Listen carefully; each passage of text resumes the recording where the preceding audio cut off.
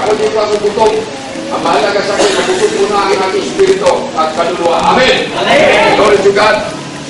Sa 1 Cephas. Amen. Sabi po doon sa 1 Timoteo, unang Timoteo, kapitulo 1, versikulo 15. Sabi po doon, ano daw?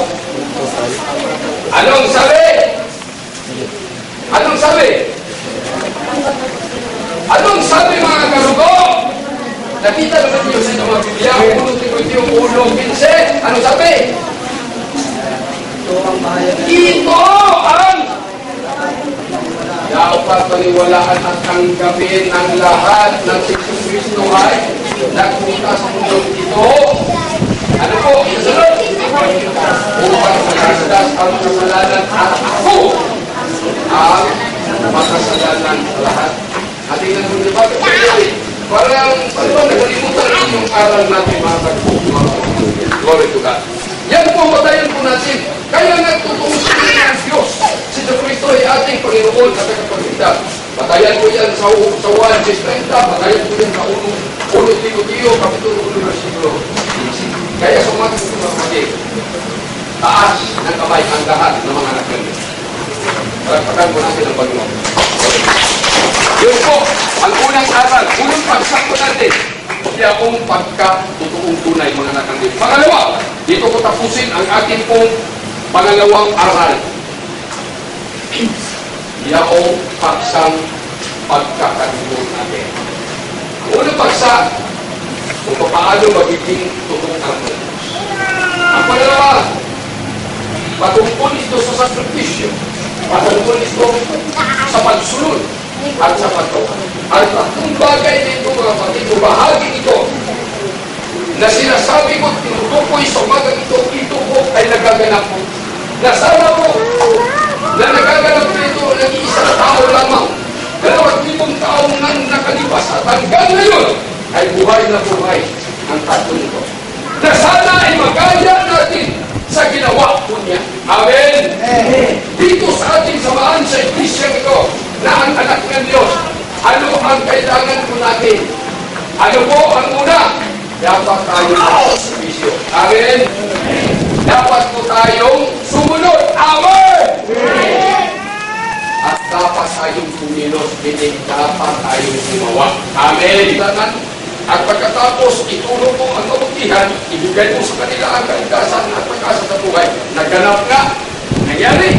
Yung sikreto sinilang, nagpakita siya ng mga idola, nangaral siya ng kabutihan patungkol sa langit, nangaral siya kung paano po magsisi sa kasalanan, nangaral siya kung paano gumawa ng mabuti sa kapwa, nangaral si Kristo kung paano ibigin ang mga taong nagkasala sa iyo, nagkasala sa atin. Ano ko sa inyo, nagawa ba ninyong mahalin ang mga taong may kasalanan sa inyo? Nagawa ba ninyong mahalin ang mga tao, lalo na kapag nakita mo sarap pasutukin. Nagawa mo na ba siyang mapatawad o mahalin? Nasagot ko hindi. Hirap gawin, pero utos ni Kristo at utos sa kanyang banal na salita. Kailangan natin ibigin natin ang mga kaaway. Amen! Amen. Bakit? Alam mo ba ninyo tayo ay kaaway ni Kristo noong unang panahon? Kaaway tayo, pero tinuring tayo mga kaibigan, kapatid ni Kristo dahil sa salitang pag-ibig. Amen! Inimig tayo ni Kristo, kaya ang kasalanan natin ay tinubos ni Kristo. Amen? Amen! Amen! Amen. Alam po ninyo mga kapatid, pag hindi natin ito masunod, itong utos nito, mahalin natin ang ating mga tao. Lalo na yung pinaka-mainding kalaban, yung kaaway mo. Lalo na yung sa kaso. Kanapan mo si kaso pag-harap sa korte. Ito talaga si bakit? Yung dapat pag-harapan alaban sa Diyos, ang alam ni Jesus, panalo na ito. Dahil mahal kita. Amen! May pakita mo ang pag-ibig sa kanya kahit man ikaw ay kanyang kinasuhan. Kapatid, tandaan ninyo, ang kalaban naman niya hindi ikaw, kundi Diyos. Amen. Ang pagiganti, hindi naman dapat ikaw. Amen. Amen. Sabi po sa Roma 8:31, kung ang Diyos ay panig sa atin, hindi wala tayong kalaban, di dapat mahalin mo yung kalaban. Amen. Mahalin mo, kadugong ng Biblia. Si Simon. Mahalin mo, kadugong mo isa. Ha? Mahalin mo, ang may-ari ng lupa. Mahalin ito lahat! Bakit? Sa pag-ibig na yan, panalo na tayo. Amen? Amen! Kaya kailangan magsakripisyo.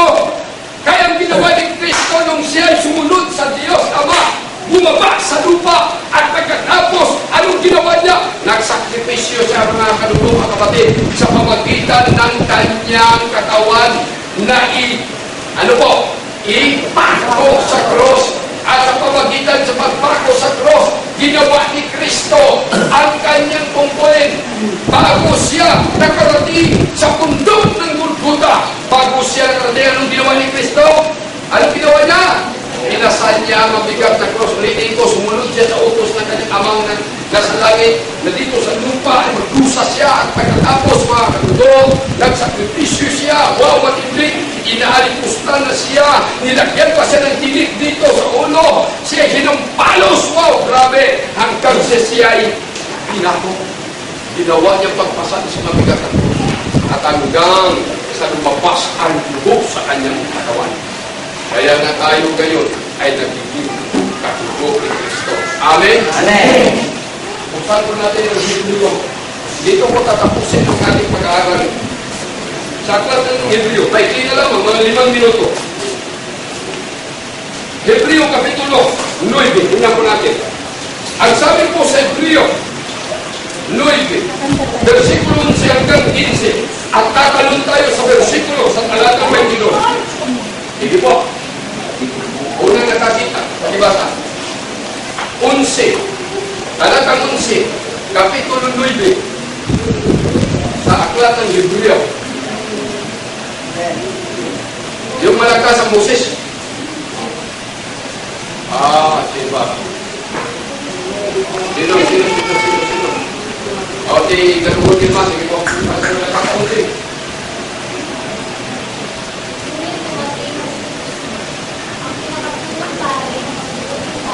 Basta mo.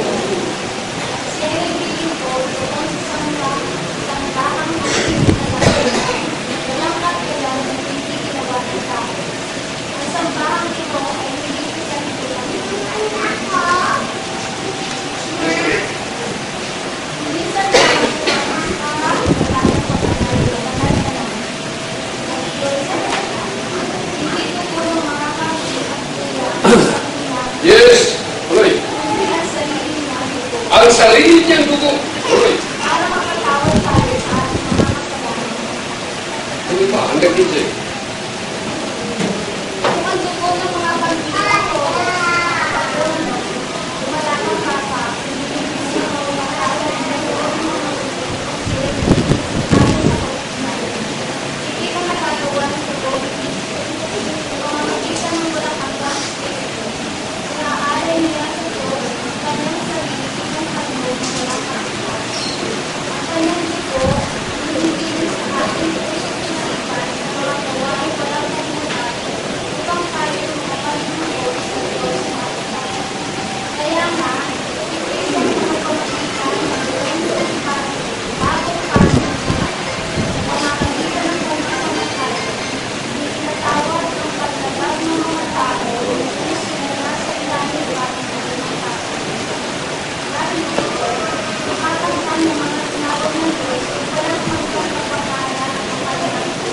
Amen. Sa 22, tingnan po niyo sa 22. Ayon sa kautusan, halos lahat ng bagay ay nilibinis sa pamagitan ng dugo. Ng dugo. At walang kapatawaran ng kasalanan kung hindi sa pamagitan ng pag-alay ng dugo. Sa umagang ito, mga minamahal kong kadugo, mga kapatid at mga magulang, unawain po natin at intindihin ng maayos at maigi at ng malalim na katuruan ang mga araling ito. Bakit? Sapagkat malinaw po ang